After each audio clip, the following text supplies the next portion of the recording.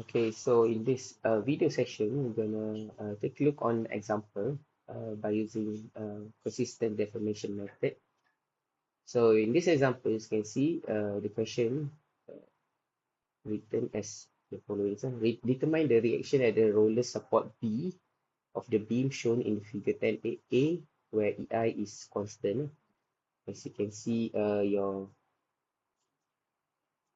the span is from A to B, and then you have a point load at C, and the beam is supported fixedly at the point A and by roller at point B, and the beam is supported at the middle of the beam spanning 12 meter.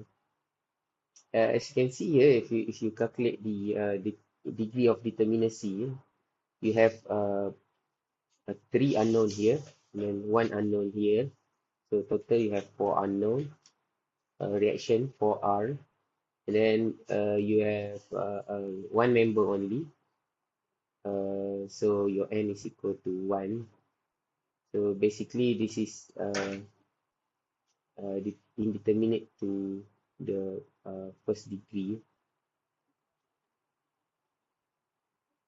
Determinacy, as we've discussed before, is R equal to PL. So your reaction is 4. Your member is 1. So your degree of determinacy is 1 for larger than 3. So there is a 1. You are lacking one equation to solve to get your reaction. So to do the consistent deformation method, first you need to draw. First. This is your actual setup. The question asks you. So this is the actual structure. What you want to do in consistent deformation is you remove the redundant support, as we talked about earlier.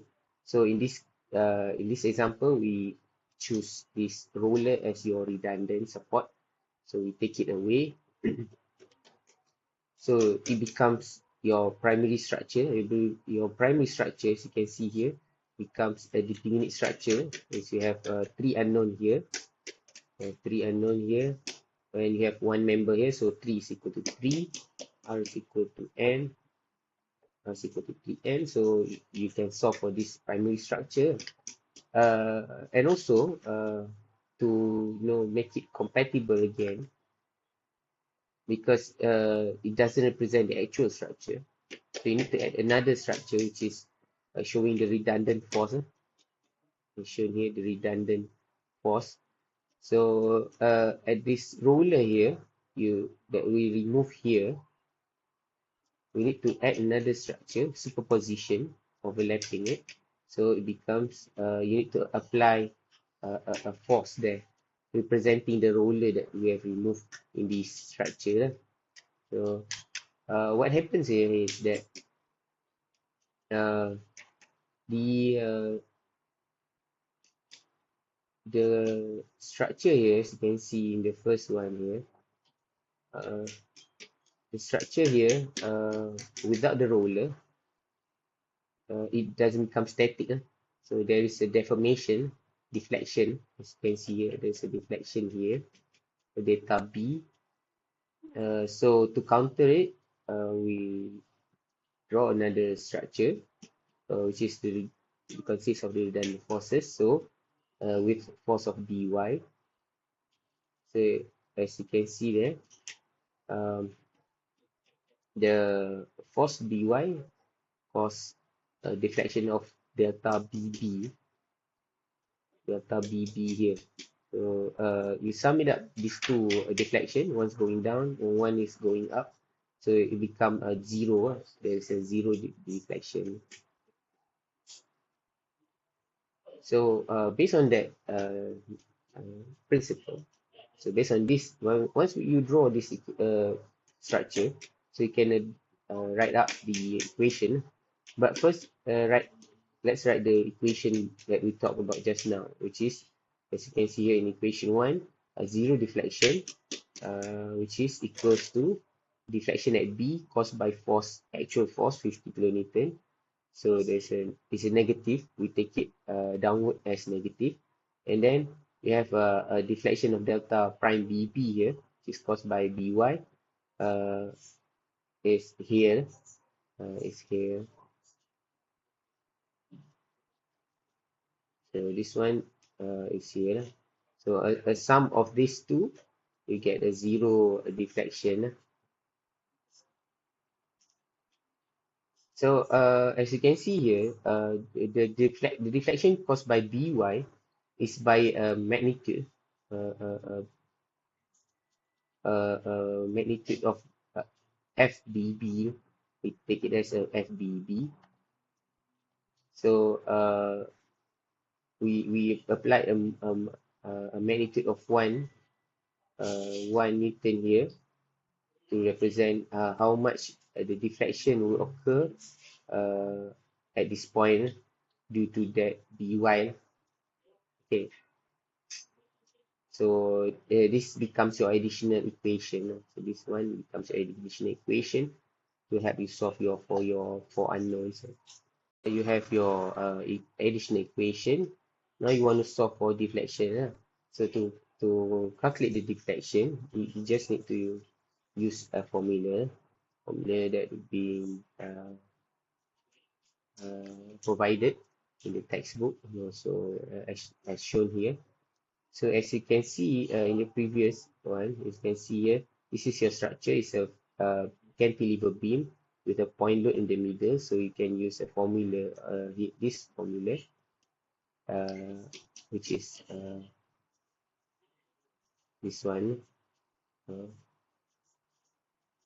this formula here. And also uh, for your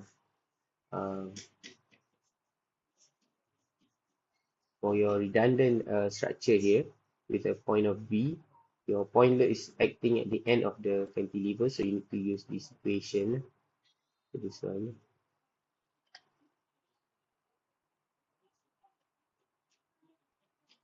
So by using this equation, so you can see this equation here. This is for delta B, which is we're using the equation here. So based on the book, you can use also use the formula of delta B is equal to delta C plus theta C times 6 meter, which is A, or you can use the other equation. And this one is equation for FBB here, PL power of 3 divided by 3I. So you're using this equation. You're using this equation. And then based on you get these two deformation, you substitute the value into your first equation, which is this equation. You substitute delta B and By FBB. So By is unknown. So you can put your unknown here. Then you can solve for your By based on the deformation. So you get your deformation of 15.6 kilonewton. So if you solve the 15.6 kilonewton of B here, this is what you solve. So your roller reaction at roller is 15.6 kilonewton acting upwards. So you can solve for your reaction at the fixed support, which is when you solve for summation of Fy equal to 0. So you can get your this basically this AY. You can get your AY, which is 50 minus this one minus 15.6. And then you can also solve for your moment at A. Moment at A is 112.6 kilonewton. So this is your free body diagram. You have moment A, action at AY and BY. So once you have this internal forces, so you can basically draw your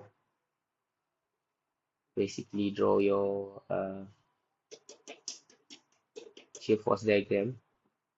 Shear force diagram. Uh,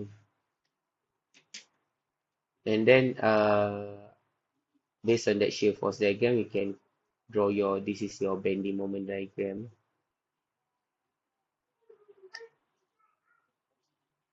Draw your shear force diagram. This is your shear force diagram. Very simple. Because it's a point load, so the first reaction acting upwards, 3.44 kilonewton, and to the middle there's a point load there. The shear decrease towards negative shear to 15.6, and then you have reaction here 15.6. So it's basically two square, and square and shear diagram would be converted into a triangle in bending moment diagram. As you can see here, this is a triangle. Uh, and also if it is the shear force diagram, if it is a triangle, and it will be converted into a parabolic, a curve, parabolic equation, parabolic line. So you convert it into shear into bending moment diagram. You have first you have a couple moment there, one, two, and then the moment uh, increase positively because of the shear here, your AY here. So increase at 3.27 becomes zero moment. At 3.27 at the beam becomes zero moment, and towards the 6 meter, uh, there is the largest moment created due to that shear in the AY. So because the moment arm is large, up to 6 meter, and it increase here, but then there's a downward force of 50 kilonewton. So it is decreased towards negative value because we take that counterclockwise as negative. So there's a increasing moment coming from the 50 kilonewton and up until the end here at the roller. The roller there is no moment. So basically, when you drawing your shear, your bending moment diagram, you need to be, you need to remind yourself that at roller there is no moment. At fixed there is a moment. So be careful with that. So when you try to come up with your bending moment diagram, you need to make sure that the position, the shape of your bending moment diagrams. So based on your support, based on your support and on your loading. So I hope this helps. See you in the next